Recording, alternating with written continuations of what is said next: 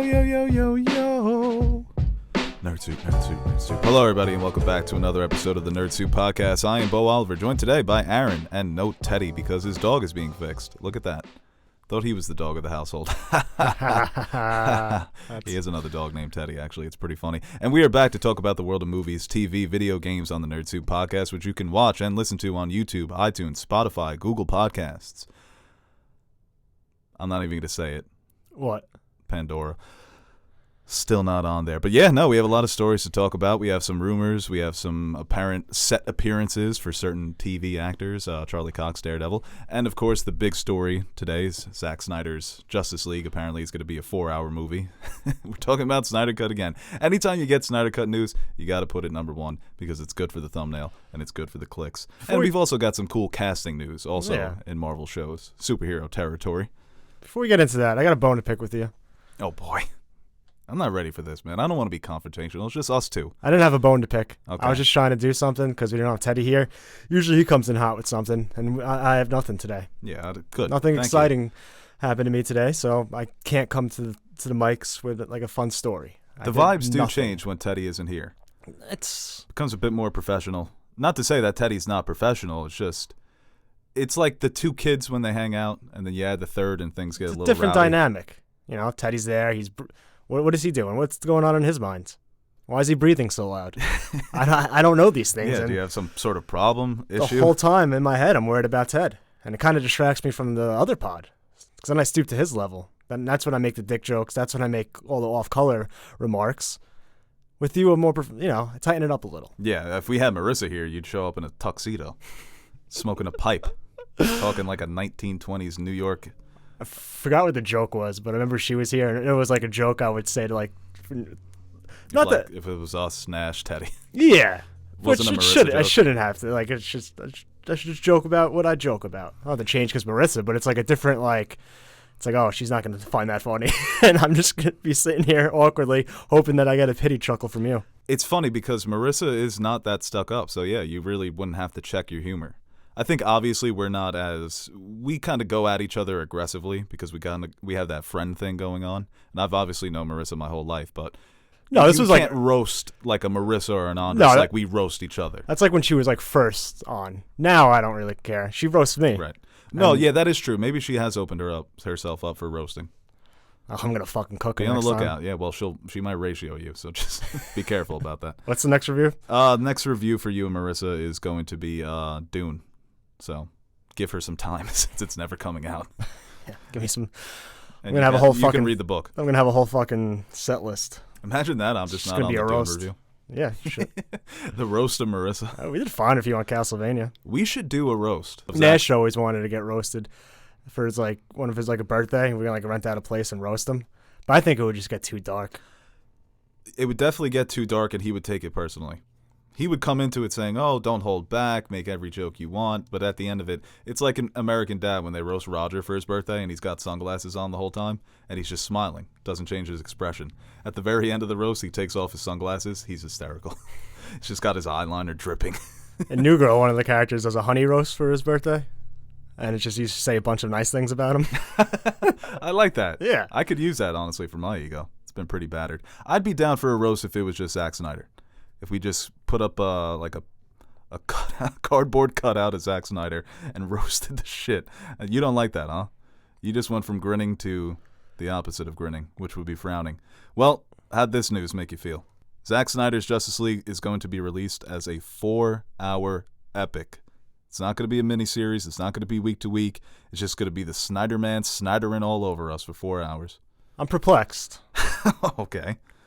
Because on one hand, you know how much I love Zack Snyder. Relative to you. Yes. And on the other, you know how much I hate long movies. Right, yeah. So they're testing you here. I know. He's testing you. You're basically Zack Snyder's Job. You've been watching Arrested Development lately? No, I haven't. She used the Arrested Development gift the other day. Yeah, it was a good gift though, right? Yeah, it fit. He's a magician. So was Vision. But I think I would have, not even for us, because the week to week would be fun for us to do reviews and watch it kind of together every week with everybody and kind of be in the same place and talk about it, discuss. But That would have been fun. 4 hours, that's a long time for a movie. Well, that's the thing. Yeah, a lot of people I think are going to. Well, for us, I'm pretty sure we'll be able to get through it. I mean, the fact that it's been around for so long. Well, apparently it hasn't been around for so long because this news kind of just solidifies that there never really was a Synder Cut. But there's been so much build up to this moment. So yeah, I'll take the time out of my day to sit down and watch this 4 hour movie. Still want to watch it. I'm still excited for it. But I wonder if other people, if this kind of dampers the excitement. I mean, if you're ready for this, you're all in already. But if this drops and you're just Joe Schmo searching through HBO Max, and instead of seeing episode 1 hour, you see one movie 4 hours, you might be a little hesitant. Is that confirmed? All one shot? Yeah, it looks like it was a screenshot from his Vero account. It's kind of the social media that he uses to interact with fans. And he said it's going to be released as a one-shot movie when it premieres on HBO Max, and that it also may get a theater release as well. According to him, this isn't from Warner Brothers, so I'm sure they could be on different pages here. He's just out here trying to... I mean... It's like the Synder Cut. You say it and you just bring it into fruition, right? Well, here's the thing. This is like... For Warner Brothers and HBO Max to do this for Zack, you gotta assume that he gets final say in everything. Because you don't bring him back, do all these reshoots, give him money to finish his vision if you're not going to let him give you his vision, right? So if this is what he wants, I assume that they're just going to let him do whatever it is he wants. Because like you said, for Warner Brothers, it makes a lot more sense to do a 4-part, 1 hour weekly. Because like you said, not everyone's following this news. It's big on Twitter, big on film Twitter. We've been talking about it for a while, and there's a bunch of hardcore Zack Snyder fans and who have been pushing for this for a while. They're going to watch. We're going to watch. The average person doesn't even know this is happening. You go into, well, don't do it now because of COVID, but if you go into a crowded area and ask who heard of the Synder Cut, what percent of people do you think will actually raise their hands? Right. And then, like you said, that being presented to them as a 4-hour movie, there would be way more people more likely to watch it if it was episodic. So maybe Warner Brothers will be like, hey, Zack, we gave you money. We let you finish the movie. Can we just do it this way, please? I'm wondering if Zack Snyder said, hey, I would love to do a 4-part miniseries, but that's just not this. There aren't 4 intervals where I can chop it and be satisfied with telling this story in an episodic fashion. That's the thing, too. I mean, episodic series hit beats. Yeah. So there is where you're going to end the first and you're going to pick up on the second.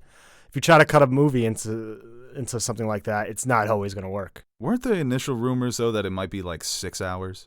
That it was going to be a 6-hour miniseries or something like that? I don't know. But the thing with Warner Brothers and this movie, I mean, it's Justice League, so you're going to put Justice League on HBO Max homepage. Everyone's going to see that. So maybe just the name will draw people in, even if it is a 4-hour runtime. But you're not worried about where this franchise is going because this looks like a one-shot deal. It's kind of the rare opportunity where a director had an idea, his fans had an idea, and the studio went to them rather than the other way of, having to come into a studio. What project do you have for me? No, this is very much Zack Snyder's thing. And it always was going to be his thing. We don't know if he would have continued with Justice League if he made that first movie all the way through. But it's kind of here's Zack. We're sorry that you didn't get to make the movie the first time around. Here's a second chance. And it is what it is. That they're not really worried about how much money this is going to bring in or kickstarting a franchise or continuing this franchise because they're doing that anyway. So the continuity of this movie doesn't really matter. And I guess, I guess you would believe that it's Zack Snyder's decision to drop it as a 4-hour movie because Warner Brothers wouldn't do this. Yeah, exactly. They already gave him so much money and so many resources, and you got to think it's his say on all those type of decisions. And if it does well, Well, what I wanted to say is I think we should review Man of Steel and Batman v Superman before this. I already put it on the schedule, so get ready. Okay. I think those would be fun videos to do. I mean, those are his 2 major DC movies before Justice League, and they're very attached, even though tonally they're kind of uneven. But I think that'll be fun to look back on Zack Snyder's time. Obviously, I'm not a huge fan of either of those movies, and you and Teddy like both of them more than me, so I think those would be fun reviews. Yeah. If we're not going to get the weekly releases, might as well do those and lead up to the Synder Cut. Hell Do yeah. a little DCEU revisited. You think Ben will come back as Batman now? Hell, well, actually, yeah, he's down bad. When Batman's down bad, man, he comes back punching. Love is dead, man. What are you doing, man? I mean, what do you think's gonna happen? If Kim and Kanye, prime of her Sudeikis life. and Olivia Wilde, now Ben and Ana de Armas. It's sad, really. I don't know if you can. Well, You're still holding on to that? I mean, I don't. Yeah, like I'm over here fucking upset. Like love is dead because Kim and Kanye didn't make it. Such a weird couple, man. I can't even imagine that they were, like, they've actually ever been in the same room with each other. It Yeah. seems like one of those celebrity couples that was just manufactured by Mr. Hollywood. All those coffees he dropped. Come on. When did he drop coffees? You don't see those paparazzi pictures of Ben Affleck dropping his coffees? Oh, you're on Ben Affleck. Yeah, I went back to Ben. Oh, yeah. So those pictures have to be post breakup You think so? I think she broke up with his ass because she kept because of that. She kept Because he kept dropping her coffee. like, what the fuck? Yeah. I need my coffee in the morning, and he had to go run back out, and that made him angrier. It's like, we have a Keurig. Well, you can't make Ana de Armas use the Keurig. You got to get her the good stuff. Nespresso. Yeah, she's yeah. Oh God, that's terrible. She's What? a fucking angel. I'd fly to Colombia. Clooney and every DeVito morning. drink the Nespresso. She could drink the Nespresso. She ain't Clooney and DeVito. I'll tell you that much. You went from J-Lo, Jennifer Gardner to Ana de Armas. I mean, and he's rich, and he's Ben Affleck. He's so like LeBron, dude. Just he'll get back on his feet. yeah, going franchise to franchise. Hopefully, yeah. He's a good actor, and he's definitely not coming back as Batman. But Yeah. I'm glad that he's kind of away from all of that. And The Way Back, I thought, was a very good role for him. I thought maybe that was his best performance of his career. Not a great movie, a good movie, but a very good performance, a very personal for him. And he had such a good run leading up to the superhero shit. That's the thing. When he took the role, we were all like, no, Ben, it's awesome that you're playing Batman, but you were doing so well, and you already had the superhero fuck up. So hopefully he'll get back into that. Everyone hated that casting. Well, yeah, no, it was hating him for taking on the role just didn't fit for a lot of people. But a lot of film fans were like, why would you want to get involved with that? You were doing so good with the movies you were making, producing, and directing, you know? He scaled it back so successfully, and then he went for the biggest role in the world. Didn't work out. Did you see his comments about how he only took the role for his kids? Yeah. That's cool. That's like LeBron after he lost the finals and said, hey, everyone's got to go back to their own life, you know? Yeah. He's trying to find excuses now. Oh, I just did it for the kids. I don't care that they suck. Well, no, I mean, going into like his, obviously Argo was probably his biggest accomplishment as acting and directing, Yeah. you could say. And one for producing. Yeah. And you can argue that, well, I don't even think you can argue it. Like, one of the main reasons in allure of Batman was he was going to do his own Batman film. And then it went Matt Reeves and him writing, and it just all went to shit. So you got to assume that was a big, like, that's a huge step for a director. If he was able to make a great Batman film. Right, definitely. I mean, it's not like it's not Argo or anything. It might not win Oscars or get nominated, but still, I mean, look what it did to Nolan, legitimizing him to casual moviegoers. Yeah, we were very excited about that because we felt like he Obviously, had such Nolan had his, but like for like most people didn't know Nolan before The Dark Knight. Yeah, no, that made him an Yeah. A-list director. That started in Nolan We Trust. But yeah, with Ben Affleck, you felt like he had such a great feel for the character because I like a lot of the stuff Snyder did with that character. And I think Ben Affleck is a better filmmaker. So I think that character with that darkness in the hands of a director like Affleck would have been just such a great movie. And I think we're going to get something similar to that from Matt Reeves. You know, what a guy to pass it off to. But yeah, it's unfortunate the way that his time ended as Batman. We'll see how it ends with the Justice I wonder if League Reeves movie. is using any of, like, because it went from him directing and writing to Reeves directing, Affleck writing, and then nothing, then just Reeves. So I wonder if they have any, maybe. It's definitely possible because I Yeah. know both of them were going the route of Detective Batman. That's what Ben Affleck said, that he wanted to get back to the detective roots And Matt Reeves has said that as well, so yeah, maybe. Because if he uses any concept that they might have came up together, then he would get a writing credit, I would assume. Yes, yeah, he definitely will. Maybe he should just do Daredevil again. Nah, Daredevil sucked. I liked him when I was a kid, though. It was an okay Daredevil. Remember when they teased Bullseye coming back at the end? He never did come back. Never did. But Charlie Cox did come back, and it's reported that Charlie Cox has been spotted on the set of Spider-Man 3, and he may be reprising his role, not as Daredevil, but as Matt Murdock. That is very interesting to me, and this comes from comicbook.com. It's apparently the same source that told comicbook.com that Owen Wilson would be appearing in Loki, so they got that right. This is a bit bigger, I think, because this would be huge. A lot of people have wanted to see this for a long time. Every time we mention Spider-Man, I say, hey, gotta throw Daredevil in there. He belongs with his friends. So if this is true, it's awesome. Yeah, I think the thing is, even if this is true, there's already so much going on. And Feige said that not everything that we've heard is true. That could just be covering his ass or wanting to have a few surprises in there, but... Yeah, there were also reports, though, that Charlie Cox signed on multiple deals for multiple films. And Feige also did say don't say never on these characters. So if it is like something where he's coming back and like they're going to do Daredevil content in the future, then that's great. I mean, we both love him as Daredevil. But if it's just something where it's a little cameo while they're in this fucking craziness, all this craziness is going on, then, you know, it'll be fun in the moment. But, well, if it doesn't amount to anything, then what, like... He is a fugitive. Yeah, that is true. So people were connecting the dots that Matt Murdock would represent Peter Parker, which would be such a great cameo. That's what Marvel always does so well. It's Peter Parker needs a lawyer. Oh, we'll give him Matt Murdock. That's How fun. are they going to... Just think, we were talking about this, I think, off the mic. There's so many things going on with Peter Parker right now. He's an active fugitive. Active fugitive on the run from the government. People forget that. Yeah, Biden administration's on his ass at this point. But then now you're going to... That's like a movie in its own.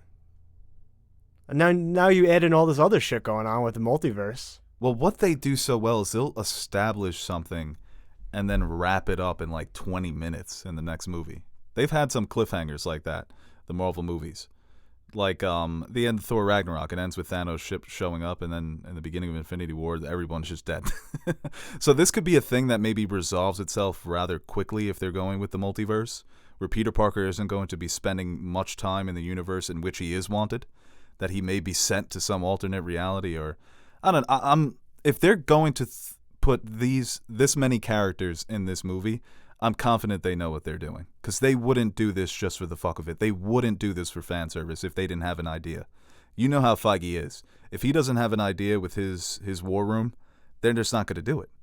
They always stick to the plan. Yeah, but... and especially after Endgame, because what they've also shown a willingness to include characters, but use them sparingly.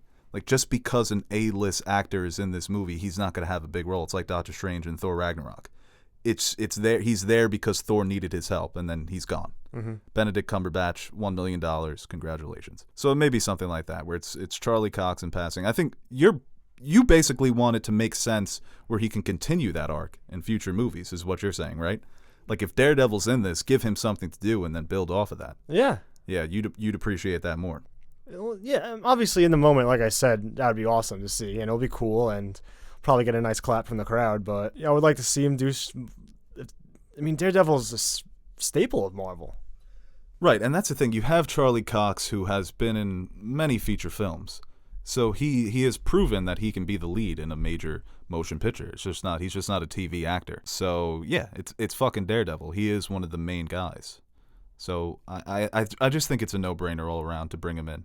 And if it's in this movie, or if it's a solo movie, or it's a new show on Disney Plus, I'm all for it. Another movie I'm all in for: Kong vs. Godzilla, moving up 2 months. You've been waiting for this one. To March. I've been waiting for this one for a long time. That's a movie theater movie. That is a movie theater movie, yeah, without a doubt. And it's going to release on HBO Max, and it's going to be in theaters, like you said. So I definitely need to get out to the theater for that one. In March? Yeah, March. I don't know if we have an exact date, but it was supposed to come out on May 21st. So I'm assuming middle of March. Nice. Yeah, and apparently Legendary Pictures was having problems with Warner Brothers over this movie as well. And they were looking to sell it to Netflix for $200 million. That would have been interesting. if Netflix kind of grabbed one of these tentpole franchises right from under Warner Brothers and just copied their plan. It's going to come out on Netflix and in theaters, but it's staying at HBO Max. And like you said, it's definitely a theater movie. It's Kong vs. Godzilla. You know, I can't watch that at home. They showed like a bunch of stuff from their upcoming releases, and yeah, this movie is one. Oh, right. They had that trailer with like Space Jam. Yeah, we got a quick LeBron look and right. Bugs Bunny. What do you really want out of this? This is Kong vs. Godzilla right there in the title. I just want to see these guys. They'll probably have to team up at some point. King of I'm Monsters actually very wasn't that great. Yeah, it wasn't. But I'm afraid for this movie. But it was still fucking cool as shit at the end. It was fun to watch. Yes, the fighting was fun to watch. Everything surrounding it was fucking dumb as shit. Damn, yeah. Getting to those moments was You did destroy Fenway Park, so salute to you, Godzilla. The characters, dude, and some of the dialogue was like, a computer wrote this. Yeah, a great cast. And it just wasn't. I understand that, like you said, it's all there in the title, Kong versus Godzilla, but you can't just get away with that. Mm-hmm. You have to make a movie. You have to bring some of these characters to life, bring the setting to life, bring the world to life, and they rely too much on the monsters. That's why I think the best one so far has still been Kong Skull Island, even though the human characters aren't great, and their motivations are very simple, and they have very simple arcs, but there's personality there, and there's personality to the character of Kong. And there's an objective, like Samuel L. Jackson's revenge plot. It's very ridiculous, but it was new. It was a new type of story for Kong. Yeah. I was actually watching Peter Jackson's King Kong a couple weeks ago. That's a great movie. That is. He would get fucking worked by Godzilla, though. Yeah, two different Kongs, two different eras. Yeah. That's like Bill Russell in the 60s, you know? There were no other 300-foot monsters. He's just playing against janitors and plumbers and shit like that. But very athletic still. Yeah. And he bagged Naomi Watts. That is true, man. I mean, well, Kong Skull Island, Brie Larson, Naomi Watts. Not bad for either. Well done. I always looked up to King Kong. Remember Mighty Joe Young? Yeah. That was sad. Remember Mighty Mouse? They need to reboot that, man. That little mouse kicking the shit out of people. That's funny as hell. That's the shit I like. You want to move on to the next story here? Yeah. Kong Godzilla, we will be reviewing it in March because, hey, look at that. It's going to come out on HBO Max. We get those clips. Casting news in another Marvel show, Moon Knight. Apparently, Ethan Hawke has been cast as the villain in Moon Knight. And that's very interesting to me because a few years ago, or a few months ago, maybe last year, Ethan Hawke came out and just dumped on superhero movies. And like, they're not Bresson. They're not Bergman. Did it to Logan, too. I know, he took shots at the one that's trying to be different. Yeah. It's like, failure. If you said that about Suicide Squad, no one would have batted an eye. But a lot of times when you hear those quotes against superhero movies from actors, it's like, if you really think about it and like get the context around it and the nuance they're trying to go for, you can be like, okay. I still think it's a little ridiculous, but I like to think that Marvel, Disney, they're just like, every time someone speaks out like that, they're like, all right, I'll show you. Seriously. They don't care what it costs. They just want like to shove it right in your face. Just so Feige. It's like, you're not better than anybody. You're going to take this money and you're going to run here. Oh, movie? No, you're going to do that on fucking Disney Plus. Feige's kicking back, smoking a cigar, just watching all the reports come out. Yeah. No, that is a great point. That every time one of these actors, they just mark him down on the list. Like Ethan Hawke, 2020 Moon Knight show. Book it. He's a fantastic actor, and he's had a. Scorsese's directing the next Avengers. Just wait, dude. That Photoshop of the Scorsese cinematic universe was so funny. It was like all the sequels. It was like the Queen of comedy, The Irishman 2. Imagine that. But yeah, like I said, Ethan Hawke. We don't know. We don't have It's got to be Dracula, right? Character name. Dracula would be dope. There's some suggestions here on could be playing the god that gives Moon Knight his powers, and he kind of manipulates him to help Moon Knight to help meet his own ends. So they've also suggested Sun King, who is kind of like the mirror image of Moon Knight. Mm-hmm. So, and like you said, Dracula, Mephisto has been a name that people have been throwing out there. What? I don't know. Mephisto. Teddy's not here. Right. Not making any jokes. And also Jack Russell the werewolf. I think that would be cool. Have Moon Knight fighting it. That's the thing with Moon Knight is you can go in so many different directions. I mean, the just his rogues gallery. Like you said, you got Dracula, you got werewolves, you've got gods, you've got magicians and wizards and all this type of shit. So, and Ethan Hawke facing off against Oscar Isaac. What more can you, that's better than Kong versus Godzilla. Probably should have spoke about this first. I think a lot of people are interested for Moon Knight because he's, from what I've seen and like snippets of comics, he's a very interesting character. Well, that's also that's the actor you get for this type of story. And I wonder what they're going to do with these other types of shows, because we know the ones that we're getting now, save Loki, I think that's getting a second season, but WandaVision, Cap, and Falcon and Winter Soldier are limited. So I wonder if they're going to do limited for like characters that they've already established, and then the newer characters might get a longer run before getting movies or team ups or. Yeah, that will be interesting to see the way it plays out. If Moon Knight comes out, So I don't see Oscar Isaac staying on for 5 seasons with Moon Knight. Right. And I think that we're going to definitely see that moving forward, where shows may stick around for 1 or 2 seasons, but if it makes sense to bring these characters into a movie or give them a movie of their own. I mean, if Moon Knight comes out and it's critically acclaimed and the fans love it, and then you announce the Moon Knight movie, I'm pretty sure the Moon Knight movie would make a lot of money with the marketing that Disney has and with the audience that they're bringing on to Disney Plus. Right. That you can market that as your Batman movie for Marvel. I think even like a thing like WandaVision is more beneficial on the platform it's at than a feature film. Yeah, no, definitely. But you would think that So we're I think going that to see... movie would still do very well, but I think it can reach like a different popularity on Disney Plus. Right. Kind of have its own little slice of being discussed every day for a month and a half. See, you know, Endgame can do that, but I don't know if any of the other lesser Marvel movies are really a main topic of the discussion after 2 weeks in the box office. Right, definitely. With WandaVision, maybe, you know, you would have got more discussion if they did it as a movie, but it's just better when you get 6 or 7 hours to tell out the story, flesh out the story, especially for these characters. And you would imagine we're going to see Elizabeth Olsen and Paul Bettany at some point return to the big screen. Oh, definitely. Because these movies aren't going away. Even if Feige Scarlet Witch is going to be in Doctor Strange, right? Right, yeah. She's going to be in Doctor Strange. And Feige keeps talking about how TV will be the future of the MCU. It's going to be a hybrid. Because your TV show ain't bringing in 3 billion. I'll tell you that much. So, especially if you do such a good job of developing all these shows and you bring all these characters in for a team-up movie, I mean... we might be talking 3.5 billion, 4 billion. Feige likes those billies. He likes those billies. But yeah, this is cool news. Ethan Hawke.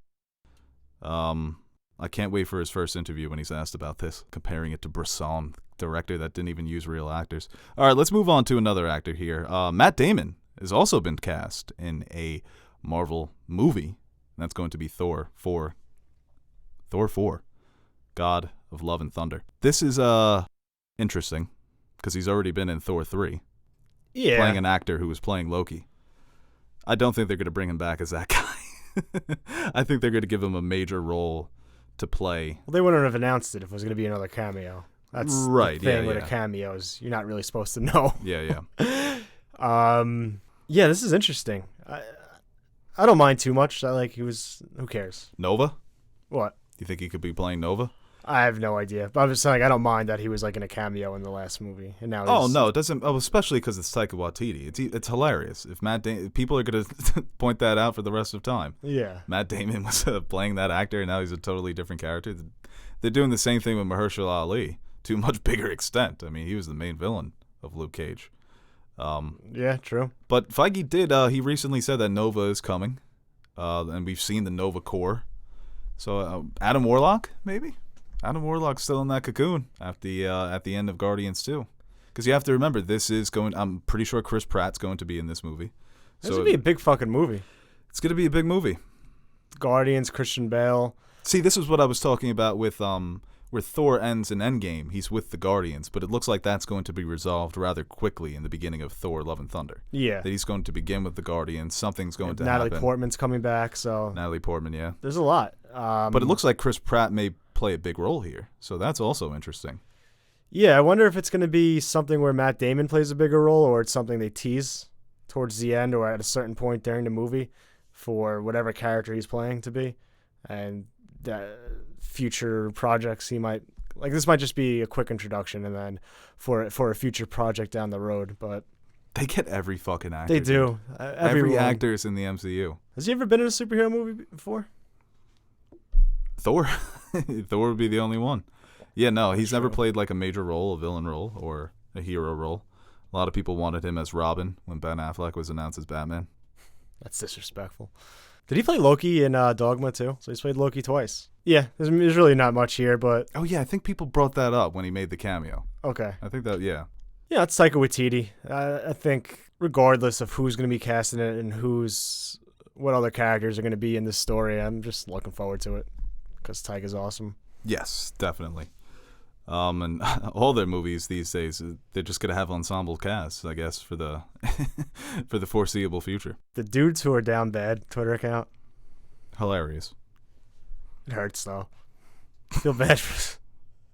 Well, some of them are just for show. They ain't really down like that. I saw one the other day that made me laugh out loud, dude. Some of them are just so funny. I always hate the ones that's like, man, I wish I had a guy like you. And it's like, oh, I'm right here. It's like, well, not you. I'm like, damn. Damn. He down bad. I love that meme where it's Jimmy Neutron and Timmy Turner, and Jimmy's typing, and somebody captioned it and was like, yo, type in that he down bad. This question here, we're going to fan questions. Forgot about that.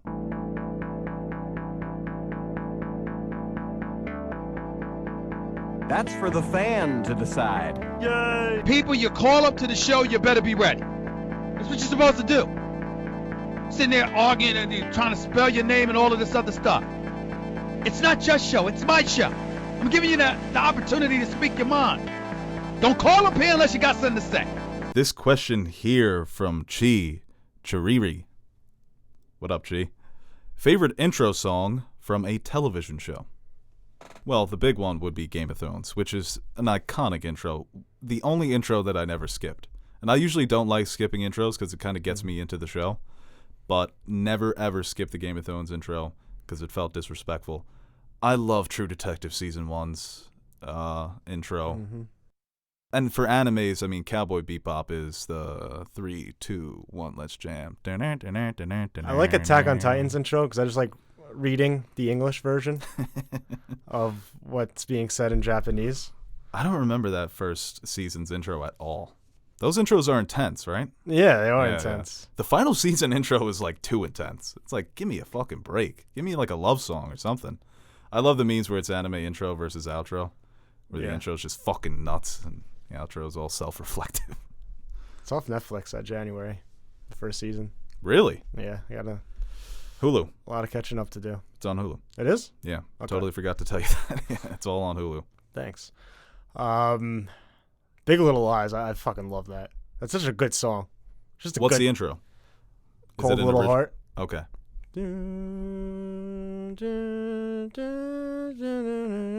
Okay. You know it. Right. Did you ever? You know what's an intro that I really love? The little the riff. I don't know why I did Cher at the end. Yeah, what can you cut it off? Okay. I'm gonna edit that out. The little Better Call Saul riff. It just goes on. Breaking Bad, I like that intro too. It just lasts for like 7 seconds. But I do think I'm gonna go with True Detective Season 1. I think it's a combination of the song and the animations, dude. And so many fan edits have been made of different shows with that True Detective Season 1 style, and it works every time. It is a good one. And what a season of television. Twin Peaks, great. Oh, yeah. But, forgot about Twin Peaks, yeah. That's just iconic. Laura Palmer's theme is the one that sticks out for me the most. Yeah, with dude. That. When it started playing in The Return, when they reunited, I legit wanted to cry. Oh, no, when Bobby sees the picture and they play it again? Yeah. That was sad, dude. Poor Bob. Not that Bob. What about like old-timey like sitcoms? Like Full House? Oh, well, Fresh Prince. Yeah. This is a story. Every kid our age knows every fucking word to that theme song. That's what Teddy would have said if he was here. I like Hey Arnold theme.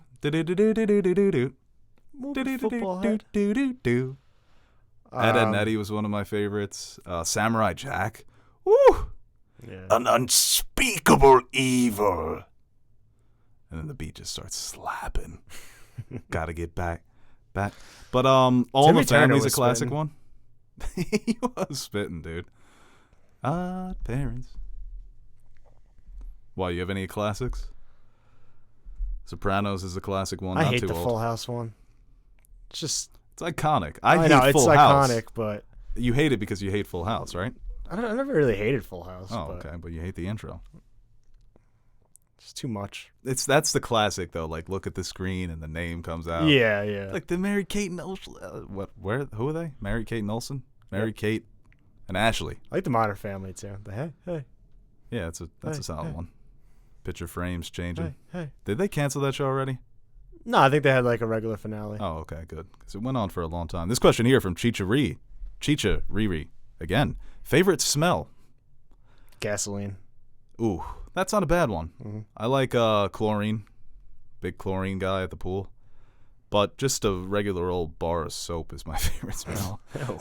I don't know why. I love a bar of soap. What a fresh cut lawn. Fresh cut lawn is a good one. Autumn candle is one of my favorite smells. As Tyler the Creator once said, smells are very important. Or I think he said smells are so important. Don't want to misquote him. Yeah, there are a lot of good smells. You ever smell something that brings you back? You can't really put your finger on it. They say smell is the strongest. Shoe stores. Shoe stores smell good. Comic book stores I used to love, dude. The smell of paper. Paper. But a smell can really bring you back to a moment more so than the other senses. Like the smell of weed always reminds me of the Star Wars prequels, because that's when I remember rewatching the Star Wars prequels. That's when I really started to get heavy into weed. And I was like, you know what? I'm feeling the Star Wars prequels tonight. And Those movies are pretty good. Yeah, exactly. Yeah, that's when I was like, Revenge of the Sith, not bad. But like a high school deodorant. Old Spice always reminds me of high school.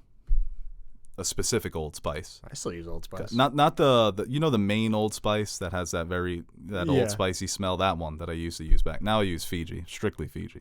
Really? Fiji's. Have you used Fiji? I still use Old Spice. Oh, go to Fiji, dude. Trust me. Best decision I ever made. This question here from Hollister Nick. Would you rather live in Avatar The Last Airbender's universe or the Harry Potter universe? Harry Potter. I think Avatar is a fun universe. Well, But a lot of people got it bad in the Avatar universe. Who you are? yeah. Yeah, if you're just a normal... I'm not a fucking wizard. Yeah. You're a wizard, okay? Okay. You're a wizard or you're Aang. Well, Aang's the best one. Yeah. If I'm one of them, Yeah, but that's a heavy burden. If I'm just like a regular waterbender. You couldn't reunite the world. I'm not saying. I don't want to be Harry Potter either. Okay, so you don't want to be Aang. You just want to be Aaron the waterbender? If I was just like a random bender. I think a wizard, though, would just be... Wizard life is dope. It would make my life easier. Boarding school. Yeah. Get a little magic. Mm-hmm. Maybe fall in love. Fight a couple Dementors. Well, that's the thing. Magic has to be very difficult. I can't imagine that everyone gets into Hogwarts. It's the same as like Harvard. Well, it's the Harry Potter, so I assume I'm getting into Hogwarts. Okay. No, you definitely get into like one of those German schools with like all the other students. You're not getting into Crumb? Hogwarts. Yeah, you're with Crumb. I don't want to be with Crumb. You're definitely Crumb's like left-hand man too. Oh, Not even right-hand. That's Teddy. I'll be in Hufflepuff chilling with Pattinson. Are you kidding me? Well, don't get too close to him, buddy. No, I'm cheering from the sidelines. Okay. I'm like, oh, he's dead. Well, I mean emotionally, not like physically. I mean, obviously, I'm pretty sure I'm not putting you in the Triwizard Tournament either. No offense. I think I can make it. This question here from Hollister Nick. You still going? I'm trying to picture like, so I'm not in high school anymore. I know, right? Yeah. No, we go back in time. Yeah. We start as 12-year-olds. This question here from Hollister Nick. Would you rather try to tackle a full-speed Derrick Henry or take a hit from Cam Chancellor? I'm going to try and tackle Henry. I'll just 'cause I feel dive like at the feet and he can jump over me. I'm better protected trying to tackle Henry. Yeah. I still may be injured, but the hit from Chancellor is sending me to the hospital. Well, yeah, as Like long the as dude's you gonna just rattle remember, my body. if Henry's like running at you, just lower the crown of your helmet and shoot in torpedo style. I think you should be good. I'm just going to drop to the fetal position. I mean, that was a tackle attempt, right? Well, Cam Chancellor, too. I mean, Yeah, getting hit would be worse than me trying to hit somebody. Without a doubt. This question here from Elm. Was watching Rush Hour the other day and started thinking, is Jackie Chan the GOAT when it comes to actors doing their own stunt work? Or is there an argument for Tom Cruise? Also, what is your favorite Jackie Chan movie? Rush Hour 2. Rush Hour 2? Yeah. Both the police stories are great. I also love Drunken Master. He's got a lot of those old classics that I really love. But I think I'm also going to go with Rush Hour 2. It's one of the best comedies of all time. I think it's still, they still hold up. I think they're funny to me. I think the action's good. It's Jackie Chan in his prime. And it's a lot of nostalgia for us, dude. Those movies were huge when we were younger. This is when Chris Tucker's trying to spit game to the women when they're in Hong Kong. And they drive away laughing. Like, what are you saying? Jackie's like, it's like, do you want to come back and sacrifice a small goat? He's like, which word was goat? Oh, that's amazing, dude. He's definitely up there, man. I mean, stunt, Bruce. Yeah. Like stunt work. I mean, obviously, he does a lot of the shit he does is very impressive, and that's what he was known for, right? Yes. Doing his own stunts. But Tom Cruise just does some crazy shit. Like, there's a difference between like doing like all your fight choreography and backflips and jumping, doing some parkour, and like flying a spaceship. But you also have to remember with Jackie Chan, a lot of those movies, he was doing everything, dude. He was directing, he was writing, he was putting together the choreography, and he was doing his own stuff. I'm not saying like that stunt work is probably more difficult, maybe, but Tom Cruise is actively trying to kill himself. So you would give him the GOAT status because he's putting his life on the line? Yes. Well, you heard it here, Jack. Time to get a little daring. Jackie with a death wish. I don't want to see that. I don't want to see Jackie die. That's the thing. If Tom Cruise died on the set of the movie, he becomes a legend. Mm-hmm. I think people would be sad. You think he's looking to die, huh? Mm-hmm. He wants that ending? It's the only way out of Scientology. Oh boy. This question here from Luis_Torres. Will you guys ever go back to making video essay type videos? We always throw around ideas for video essays, whether if it's I'm going to write it, if you're going to write it, or if Marissa's going to do it. I can't remember the last one we did. It has been some time since we've done a video essay. I've had an idea kind of floating around my head of doing one of Mank, and I wanted to title it He Who Laughs Last Mank Video Essay, and kind of go into Mank and that movie, because I have a premise for it. Right. So that's kind of gotten me kind of wanting to get back into the video essay game. It's tough because they randomly come and go. Yeah, it's something that has to come up organically. It's like if you told me, hey, I want you to do a video essay on whatever it is. I can review it, but unless it's something that like an idea comes and it's like, oh yeah, I can go here and I can connect this with that and I can have a larger theme and talking points and something, make it cohesive. You know, that's always gonna. Then I would attack something like Goodfellas. That was just like an inspiration watching. It's like, oh, I can try to dive into this a little bit more. You know, and obviously Goodfellas is a movie that is talked about a lot. So it's not like I'm the first one to ever dive into it, but it has to come about organically. So yeah, definitely. This question here from Dom_O_Connor. Who will hold more creative power of Star Wars at the end of 2021? Favreau, Filoni, or Kathleen Kennedy? Well, at the end of 2021, she just did re-up her contract, so I don't know when that contract ends. I think it wasn't a long contract. It was like 2 or 3 years, and I think it was already a year ago. Mm-hmm. So end of 2021 could be a good benchmark. By the end of 2021, we're going to have the Boba Fett series. We're going to have Mando possibly coming in the next couple of weeks. By next January. So I wouldn't be surprised if Favreau becomes the guy. I mean, he seems to really enjoy what he's doing with Mandalorian, and taking on the role of being the head of Lucasfilm means that he's not going to have time for Chef 3. He's not going to have time for The Lion King 2, even though Barry Jenkins is doing that. He's not going to have time for anything else. That's a job. That's like a 24/7, 365 job. You can't just go off and make fucking movies. Right. So maybe Filoni. I mean, people have been clamoring for Filoni to have those reins for a long time, and he's now proven that he can do it in the live action. to a lot of people. That was always the question mark. Well, he's done the cartoons. What does he know about filmmaking? What does he know about producing? Well, now he's got a couple years under his belt. And he's got the Star Wars knowledge. Nobody knows more Star Wars than Dave Filoni. So I wouldn't be surprised if there's a shakeup.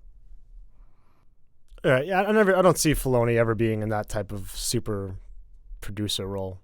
You know what I'm saying? Yeah, I would rather him get a movie one day Mm-hmm. or continue what he's doing, obviously. And Favreau, maybe for the same reasons that you just specified. I mean, he probably has other projects he would like to work on, acting and etc. So I guess we'll see. I think whoever, if Kathleen Kennedy does leave soon or someone else comes in, I think no matter what, Favreau and Filoni would be good, though. I think that those are two people that you keep on and trust them when it comes to their knowledge on this stuff and let them kind of create what they need to create. Yeah, and with Kennedy, I mean, who else are you to get to do that job? I mean, Kathleen Kennedy, she just knows the business, and, you know, her mistakes, it wasn't the quality of the film. It was just something more than that. It was just her kind of underestimating how passionate and fervent the Star Wars fan base is. And that they were going to pick up on these kind of, not minor things. Well, it's hard to, like, blame her for individual movies, right? If you don't like, I'm not saying this. This is not my opinion on The Last Jedi or Rian Johnson, but if you think that movie is a steaming pile of dog shit, then that's on Rian Johnson, right? But I think you could blame shit like maybe not having a cohesive plan. Yeah, that's the big complaint. Or where they're going. You know, if you didn't like Solo and Rogue One, that's kind of the creative decisions on top to go for those anthologies. And that's the thing. I think a lot of people enjoyed Rogue One. I enjoyed Solo. Mm-hmm. So the only complaint you would have is just the disconnect between Force Awakens and The Last Jedi. Mm-hmm. You would think that she's learned from her lessons. I mean, at the end of the day, that shit's over. It's over and done. They're not continuing any more Star Wars stories that are going to have these. They'll have some loose threads, possibly in the TV realm. But the big budget movies, I mean, we don't even know what we're getting from those films. So, and a lot of the announcements, we kind of do know what we were getting, and the announcements have come under her. So I just don't know who you're going to get to do a better job. And like you said, the main candidates of... Well, her resume is fucking incredible. She's a Hall of Famer. Yeah. I think people don't realize that when they take shots at her about how she doesn't know anything about filmmaking. Like, you could be frustrated with her about Star Wars, but this is like Phil Jackson. And it is a different beast. It's different in some ways. Oh, yeah, very different. Yeah. But this is like Phil Jackson trying to coach the Knicks or be the GM of the Knicks. She's still got 11 rings, my guy. Yeah. Like, she's still one of the best to ever do it, so put some respect on her name. This question here from... I didn't love Last Jedi and Rise of Skywalker, but comparing them to the Knicks is just mean. Well, maybe make better movies. From Chronistic, and Knicks are 7 and 8, watch out. Last one. Oh, apparently he's asked a couple questions Not here. those Knicks. Sorry that we've... These Knicks. These Knicks. Yeah. These are the Knicks. Django Unchained is my favorite movie ever. What about you guys? Oh. A very simple question. Yeah. Django Unchained, one of the better Tarantino movies by far. We saw that in theaters with Nash, right? I think it was just me and you. No, Nash was definitely there. Remember that joke I we all made? started bumping to the Rick Ross song. Yeah. Remember that joke I made during the previews? No. There's like a commercial about someone telling their kid to pause their video game. I was like, oh, you can't pause live video games. And someone turned around and like laughed. You keep that, huh? You Yeah. keep that with you, close to you. It was a nice moment. And in your moments of darkness. Yeah. Remember that time you stole my joke at Man of Steel? I love that story. Yeah, you remember that well. Django Unchained, good movie. What's my favorite movie of all time? It's so hard to pick a favorite these days. I'm always changing, honestly. It's come to the point where I don't like to have a definitive. Because when you have like 20... I wonder how many movies... This is about probably I'm going to rephrase this question. How many movies do you think have 10 out of 10, 100 out of 100? A+, 5-star. Technically, I've got 155 5-star movies on my letterbox. A letterbox 5-star isn't a 10 out of 10, though. Right, a true 10 out of 10. I don't know. Not many. Right. What's your point? It's hard to... I feel like... Goodfellas is probably my all-time favorite. But it's always changing for me. Because then sometimes I'll put, like... Forrest Gump in one of my favorites. But then it's like, well, what about all three of the Lord of the Rings, What about Pan's Labyrinth, Mulholland Drive? And there's new movies that come out all the time that I think, The Favorite is a recent 10. Moonlight's a recent 10. It's just like... Yeah, I like calling, even with directors, I don't like doing top 5 directors anymore. I don't like doing top 5 movies. With a director, I'm like, you're either a master director or you're not. And that's how you you judge it. It's so hard to rank. Like, if I give you 5 of my favorites and you said rank them based on who's better, it's how? I would need 70 years to do that, to go through all their similarities and differences and what I like and what they're trying to convey. But when it comes to favorite movie, right now my 4 favorites on Letterboxd. Sorry. I do you that say a lot. Batman v Superman? I'll say Bastards. He said Django. Bastards you do look is one of my for favorite. pockets. Yeah. You're a pocket looker. Mm-hmm. Copyright. Rashomon, Persona, My Neighbor Totoro, and Zama. But I like to change around my top 4 as well because I'm like, hey, those aren't the only 4 movies that are my favorites, Mm-hmm. Godfather is probably the movie that I rewatch the most.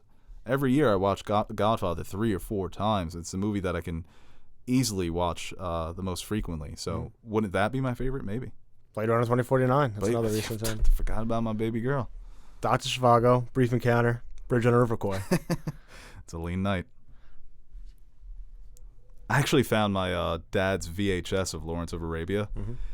You could kill somebody with that thing. It's like a fucking brick. It's amazing, actually, when I hang it on my wall. 2001. Shut the fuck up. Dr. Strangelove. Yeah, look at that.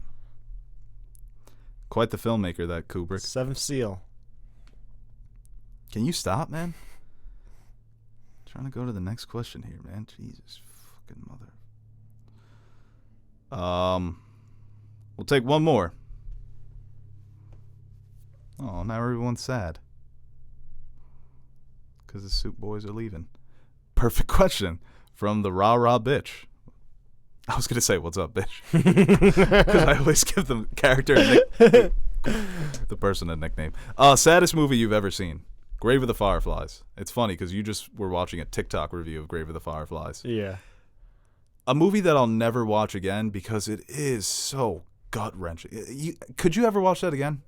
Just from the first scene when the kid's a ghost. Well, I hate the fucking brother so much. He is a dumbass kid. It would just frustrate me. Because, especially because I know how the movie Stay with the ant. That keeps it. You talk about 10s? It's like a 9.9. No, you can't do that. I hate the brother so much. Because he's a real kid. Stupid kid. He is a stupid ass kid. Yeah. 7-year-olds, 8-year-olds are fucking dumb. That's what I like about that movie. Is if a kid tried to go out and be on his own and take care of his younger sister, they'd both die. But that's a sad ass movie, man. That is a sad movie. It just keeps getting sadder and sadder. And that was the first time we had seen it, so I'm thinking, okay, they're getting out of this, right? And then I remembered, oh no, they're ghosts in the beginning. Nah, there are a lot of... I don't know what the saddest movie is, but... A couple I just talked about. Like, some of my favorite movies. Pan's Labyrinth, the ending fucking kills me. Why? She goes on to be a princess. Even, just... Schindler's List, when he's going down... He's talking about all the shit he has and how many lives that could have been. It's like, this car, that could have been how many lives. Like, that's fucking sad. I was just talking about this with one of my friends. Jojo Rabbit's fucking sad. Yeah. That's sad. There's so many sad movies. That's the thing. I cry for every movie. So, sad movies, like Marley and Me, can't do it. Refuse to watch it. Yeah. Don't want it. I actually watched a movie recently, Amoros Perros, Inarritu's first film. Or one of his earlier films. I don't know if it was his first, and it's about dogfighting. There are some moments in I'll never watch it again. That's one of those similar to Grave of the Fireflies. Could barely get through it, covering my eyes throughout. But there are moments in there that are just thinking of them right now makes me want to cry. Fucking, I hate when feeling Forrest sadness. is reading that eulogy to Jenny at the end. Come on, give me a fucking break. Never was really like Titanic. Oh, actually, you know what? Let's take one more here from Josh Kinsella. I think I cried at a movie recently. What was I watching? I think you were just watching your high school football highlights. This question here from Josh Kinsella. Oh, Sound of Metal fucking... I don't know if I was crying, but I was fucking depressed. I was down bad. This question here from Josh Kinsella. What's up, lads from Ireland? What's up, Josh? Who is the better Who is the better fighter, Aragorn or Sir Arthur Dane? I'm just gonna go with Sir Arthur Dane. I can't see anybody in any movie, in any show, beating that man. But Aragorn isn't fair. He's got the sword, and he has like some heightened abilities. Does he? I think so. We don't know if Lord of the Rings. That is true. Yeah, we got fucking lit up. What did we even on Twitter. say on that review that like made us? I think it's what we didn't say. Well, not That's what review, pissed but him about off. the story. Yeah, no.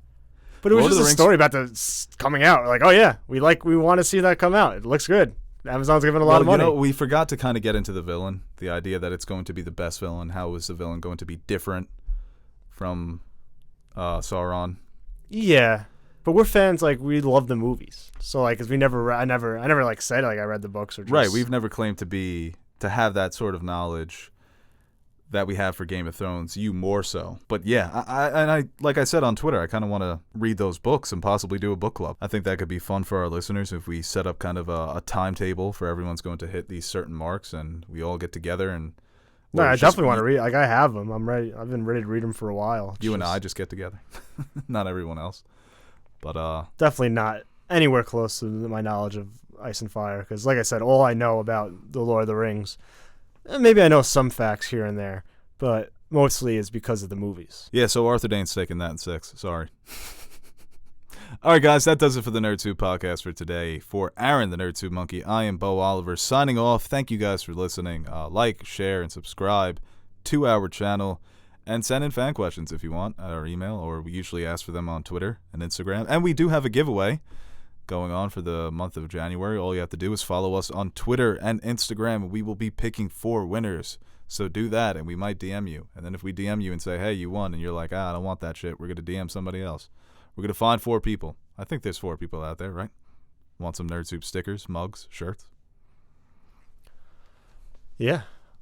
All right, see you. So. Well, would you look at that?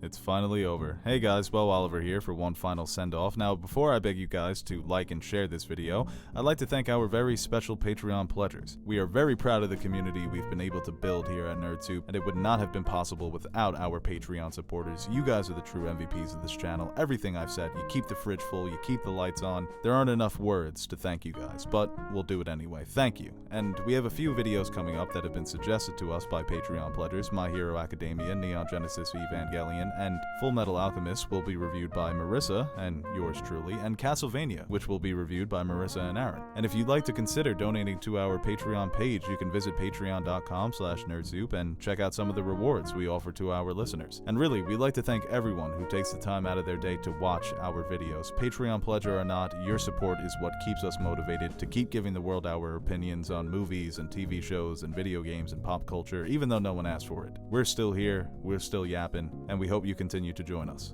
I'm Bo Oliver, and I support this message.